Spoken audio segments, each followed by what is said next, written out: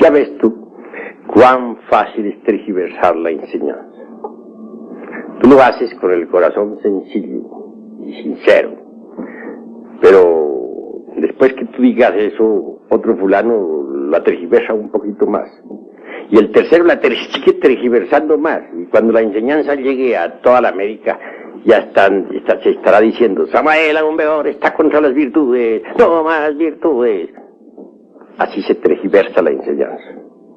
Y así se ha tergiversado la enseñanza de todos los hermanos mayores que han ayudado a la humanidad. ¿Qué quedó del budismo? ¿Me puedes decir tú?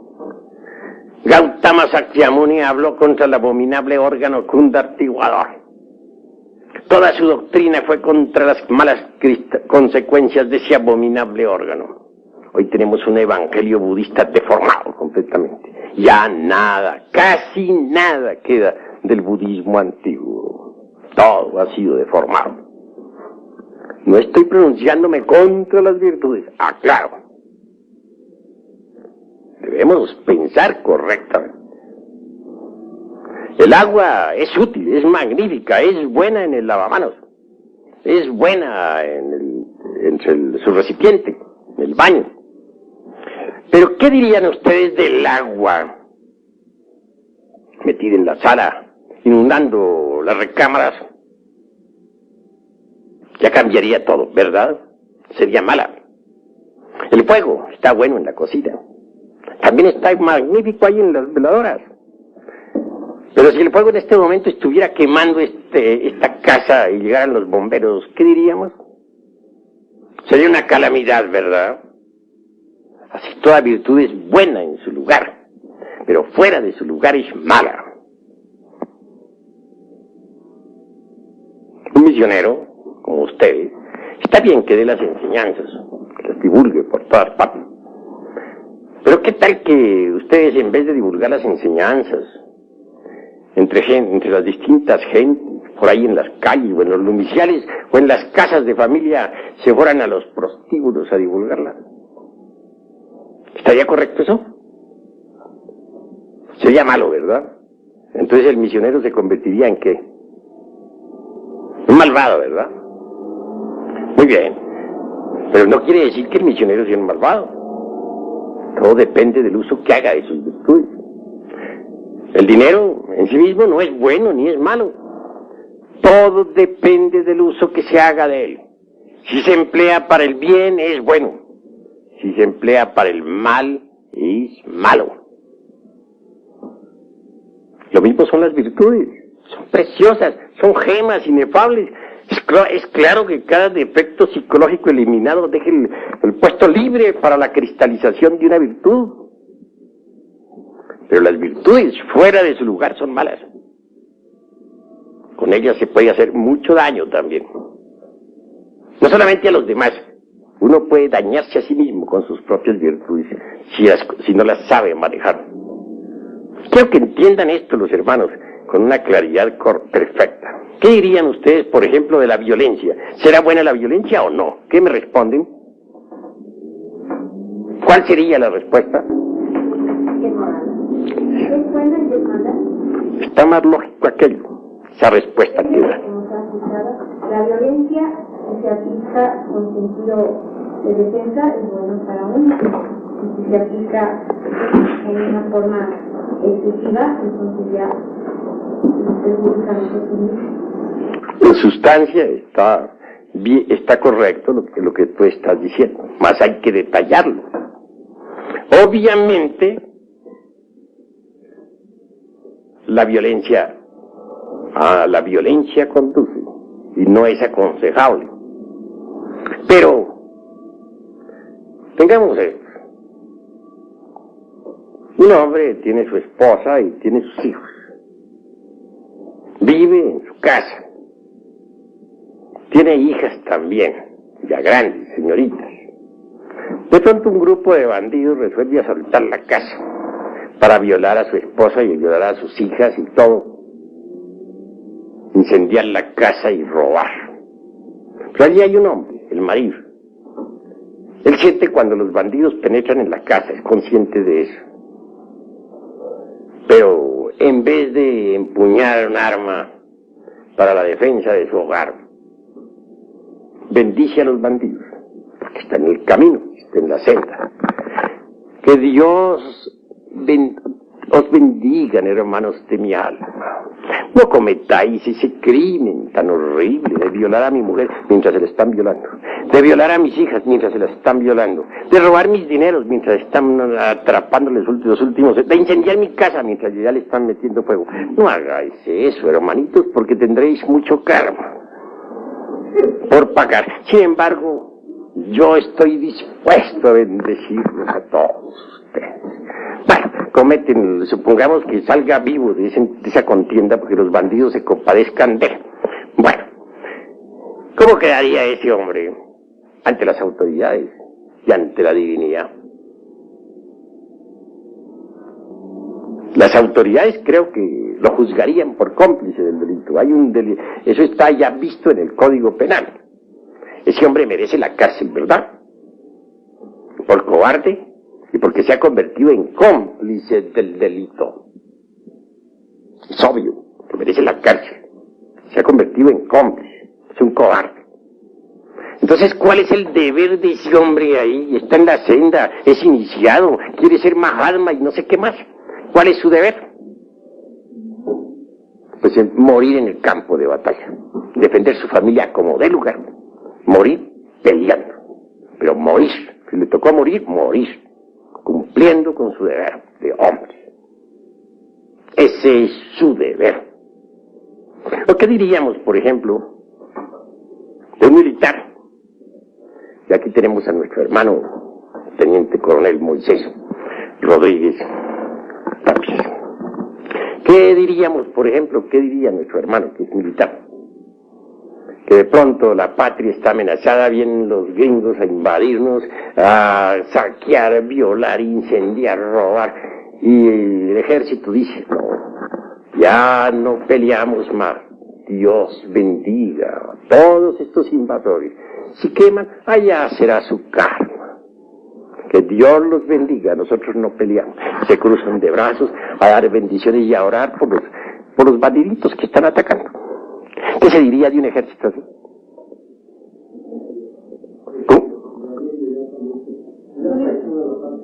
Alta traición. Eso es obvio. Alta traición. Condenable no solamente por los jueces de la tierra, sino por la divinidad. ¿Cuál es entonces el deber del ejército en ese momento? Defender. Hay que usar las armas. De verdad que las armas en sí mismas no son ni buenas ni malas, todo depende del uso que se haga de ellas. Si se emplean para el bien son buenas, pero si se emplean para el mal son malas. Todo depende. Así pues, esto de las virtudes es algo que hay que reflexionar muchísimo, porque con las virtudes también no solamente se puede dañar a otros, sino dañarse a sí mismo. A ver, va a preguntar algo el hermano. Yo no he entendido en el Ramayana por qué Krishna invita a Arjuna a que pelee contra el Jaime. No he sabido interpretar eso. Que dice que no importa que lo muestre, no se acaba la bueno, que viva Krishna y con sus ánimos que le da a Arjuna y que vive esa pelea contra los parientes, maravilloso. Yo mismo estoy de acuerdo, vamos a pelear contra todos los parientes, desenvainemos la espada y vamos contra todos. Pues, ¿sabes tú cuáles son esos parientes? Pues son todos los agregados psíquicos que en nuestro interior cargamos. Contra ellos hay que pelear y muy duro aunque nos duela. Son nuestros parientes, pero hay que darle chicharrón y ni modo.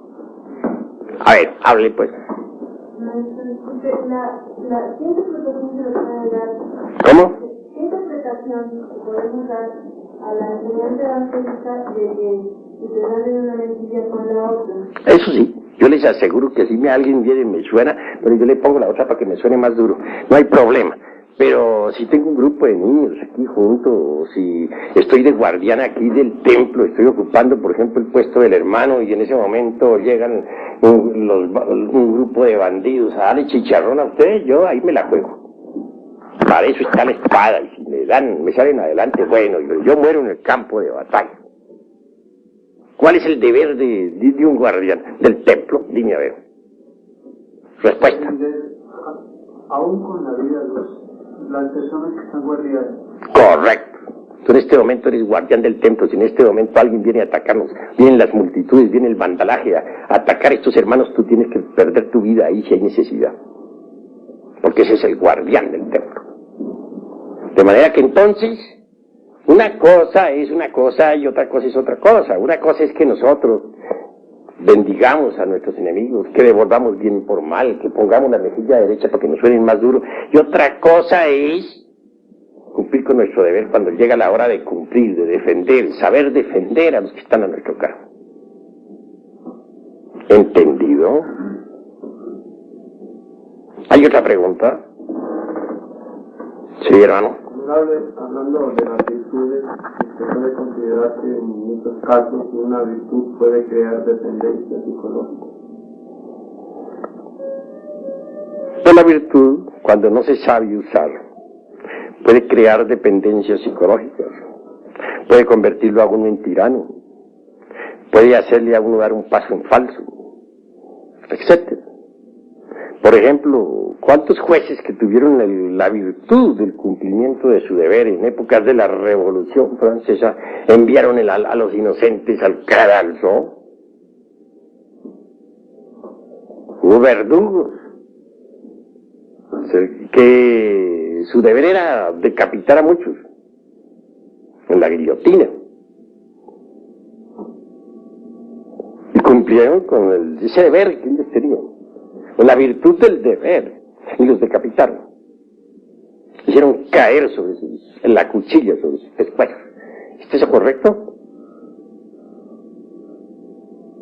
De manera que entonces, ¿qué? Hay que aprender a manejar las virtudes, no es que sean subestimables, son gemas preciosas, afloran en nosotros conforme los agregados psíquicos van siendo eliminados. Pero cada cosa en su lugar. Ya dijimos que el fuego está bueno en la cocina, pero no en la sala. Y que el agua está bien en el lavamanos, pero no está bien que invada las recámaras. Una cosa es buena, una virtud es buena en su lugar, mala fuera del lugar. Eso es todo. Hay que ser más equilibrados, más reflexivos, más maduros. Eso es obvio. Por ejemplo, la antipatía mecánica. Es absurda. Pero de nada sirve que luchemos contra la antipatía mecánica. De nada sirve, por ejemplo, que digamos, esta persona me cae gorda. Pero como estoy en la gnosis, voy a ver cómo me amo amigo de esa persona, y forzarse, y sonreírle artificiosamente, y resulta que esa sonrisa resulta más que sonrisa, una mueca trágica.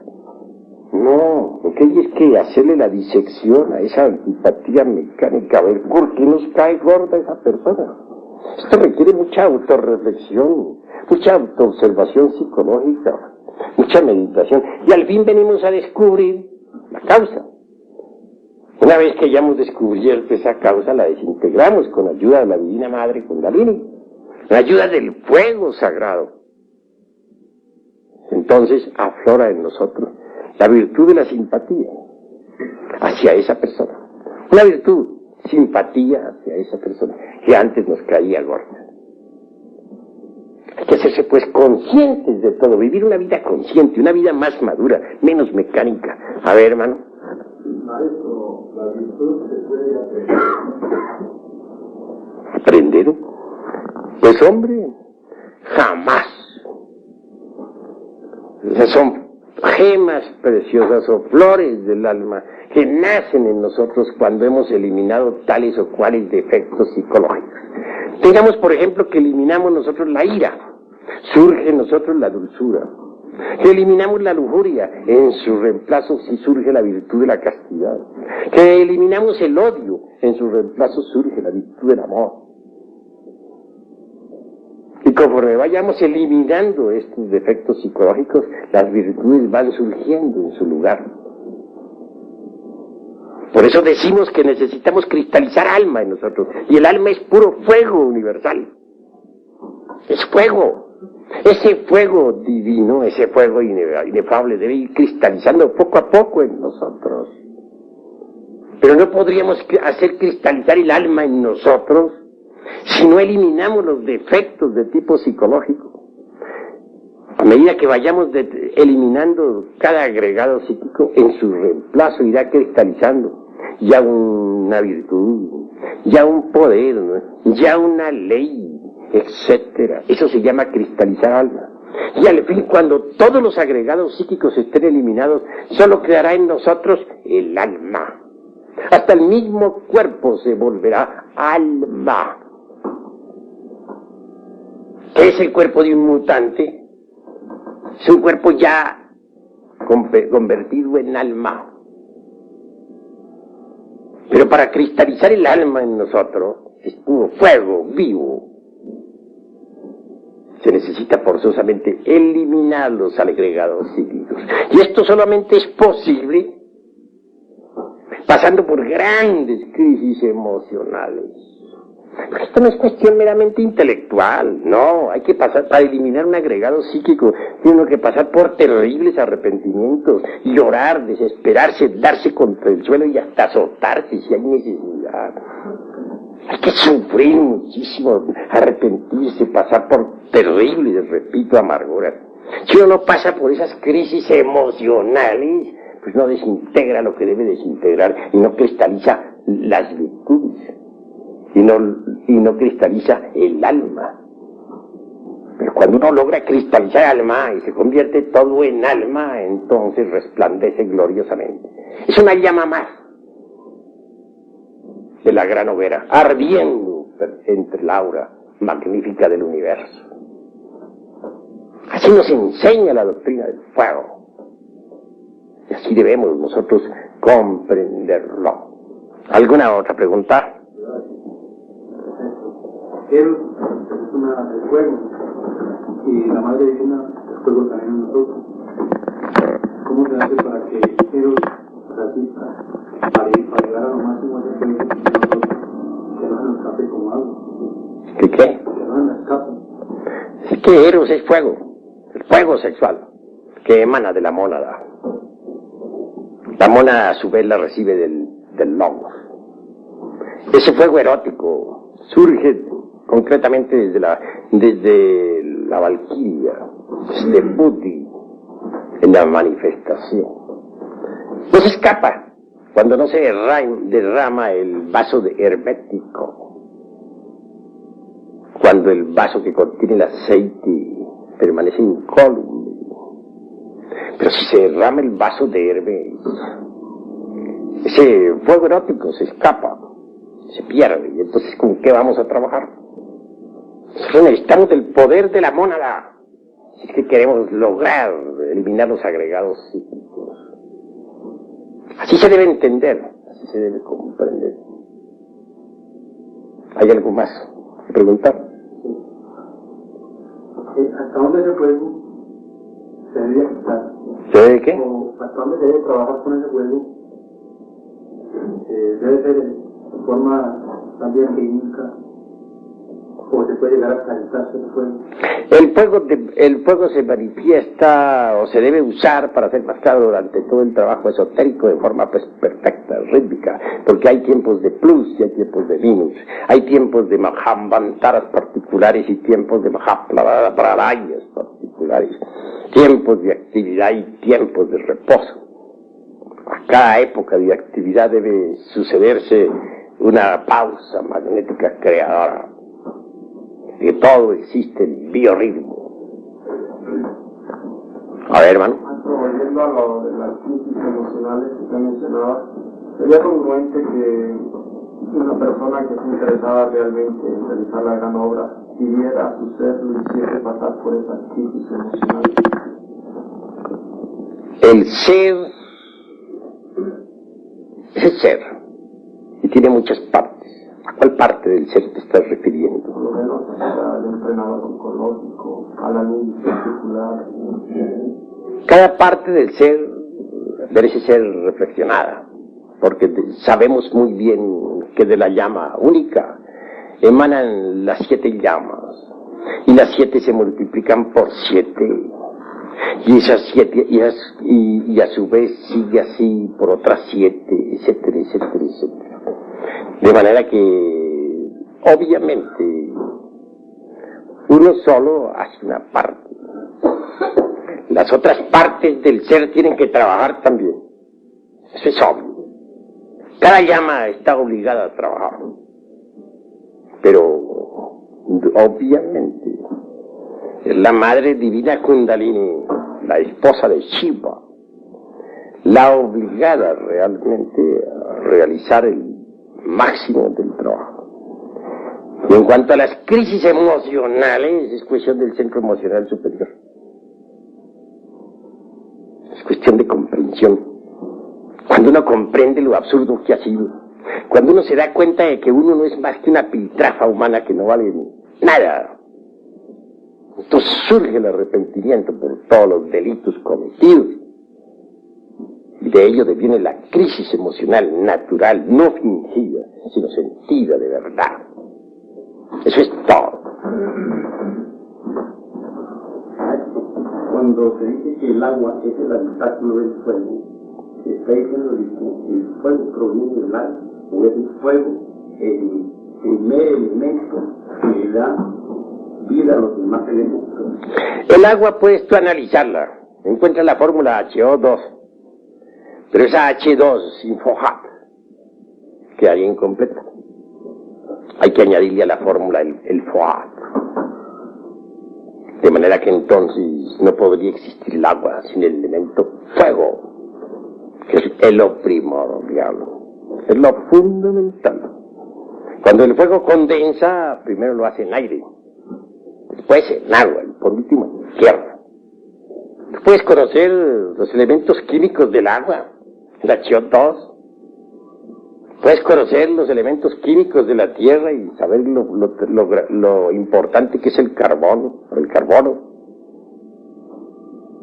Puedes conocer los elementos químicos del aire y saber lo que es el nitrógeno y el oxígeno.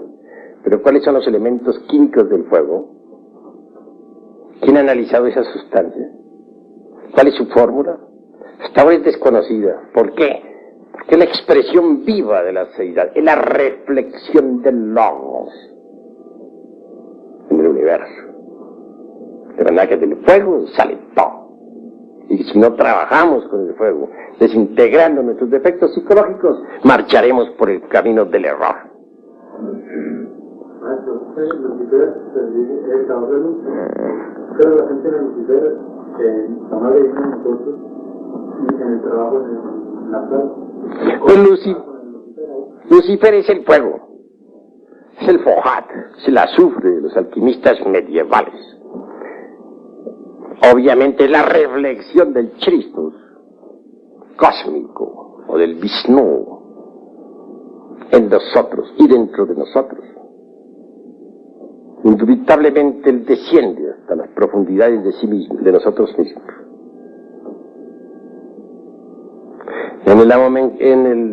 En cuestiones de esoterismo crístico decimos que es el diablo cuando todavía nosotros no hemos eliminado los agregados, porque en él se refleja entonces todos nuestros defectos. Pero si nosotros desintegramos nuestros agregados psíquicos, él resplandece.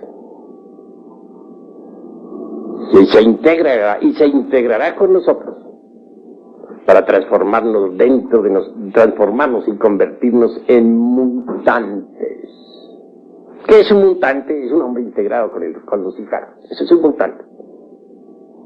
Lucifer nos da todos los poderes, nos da el elixir de larga vida, nos da el poder sobre los elementos del fuego, de los aires, de las aguas y de la tierra. Pero para que Lucifer resplandezca en nosotros, se integre con nosotros, necesita primero ser blanqueado. Por eso dicen los alquimistas medievales: quema tus libros y blanquea el latón. Hay que blanquear el latón. Necesitamos blanquear al diablo. Cada uno de ustedes tiene el diablo negro como el carbón, horrible. Necesitan blanquearlo. Solamente lo pueden blanquear ustedes, cada uno de ustedes, desintegrando sus agregados psíquicos. El día que lo hagan, ustedes se integrarán con él y él con ustedes. y les entregará el tesoro escondido, el vellocino de oro, y les dará todos los poderes. Antes no es posible.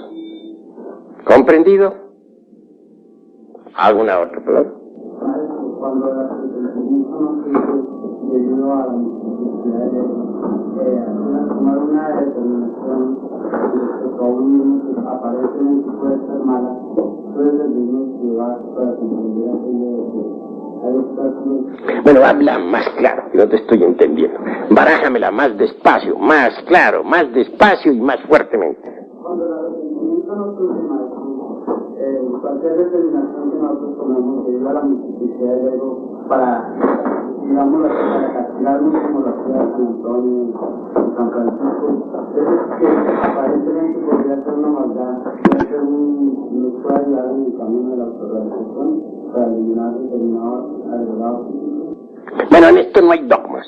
Esto lo que hay son inventarios, sumas y restas, multiplicaciones y divisiones.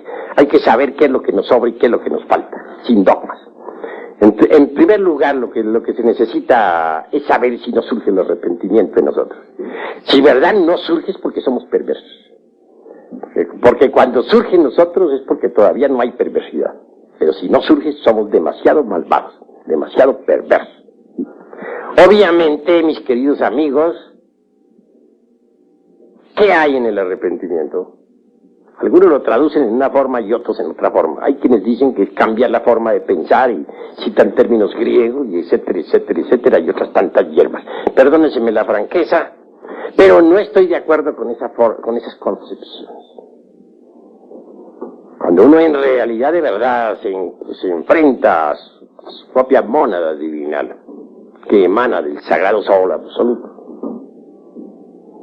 y mira hacia abajo lo que tiene en el fondo y se da cuenta de todas sus barbaridades, hay arrepentimiento. Trabaja con arrepentimiento, pasa por las emociones, y pasa por las crisis emocionales. Pero cuando uno se ha alejado tanto del sagrado sol absoluto, que ya las emanaciones, las ondulaciones cósmicas del sagrado sol absoluto no le llegan, porque está demasiado desviado, alejado, caído en la magia negra, es un caso perdido. En ese caso es un malvado. Y ese malvado tendrá que castigarse mucho a sí mismo. Necesitará pasar por horribles penitencias, obviamente. Necesitará ser muy sincero consigo mismo, demasiado sincero, a fin de que pueda en verdad desintegrar los agregados psíquicos inhumanos que en su interior carga. Pero antes de todo, si no le ha llegado el arrepentimiento es porque es un malvado, perverso. Ha llegado a la perversidad, porque una cosa es la maldad y otra la perversidad. El perverso ya no tiene remordimiento ni arrepentimiento. Es un caso perdido. Ya no lo tocan las ondulaciones cósmicas del sagrado sol absoluto. Por eso no siente ni remordimiento ni arrepentimiento. Se vuelve cínico. Y se convierte en habitante del reino mineral sumergido. Ingresa en el mundo de 96 leyes. Eso es todo. Pero, ¿cómo hacer en ese caso para lograr que el que no tiene arrepentimiento se arrepienta? Repito, necesitará apelar a mucha fuerza de reflexión para analizar sus defectos psicológicos y hasta hacer ciertas penitencias rigurosas y disciplinarse, etc. Bueno, he dicho. ¿Alguna otra palabra? ¿Alguna otra pregunta? Desde la pregunta de Lucifer sería saber si hoy tenía esta inquietud. Si me cuenta que, según lo dice, en promedio tenemos un 3% de conciencia libre, en promedio. Eso podría decir que hay una parte de nuestro Lucifer que no está en él. Entonces, si vemos, pongamos como al Fausto, y cómo llama a su Lucifer,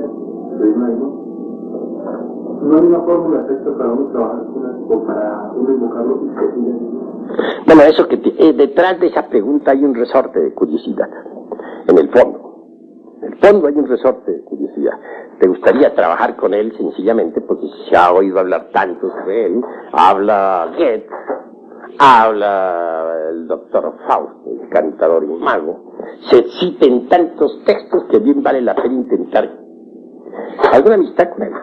Pero pregunto a los aquí presentes, ¿hay alguno que ya esté tan preparado como para trabajar con el señor de Sillas?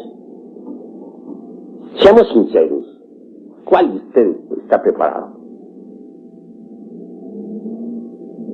Ninguno, ¿verdad? Primero démonos el lujo de morir y luego vendrá lo demás. Padua bien sabemos que es un gurú que vive en el mundo de la mente cósmica y que ayuda a la humanidad. Es un verdadero esoterista, en el sentido más completo de la palabra. Claro que no lo han comprendido las gentes. Eso es claro, y le atribuyen multitud de tonterías de las cuales él se ríe. Eso es obvio, porque en realidad de verdad él es un gurú, una llama ardiente.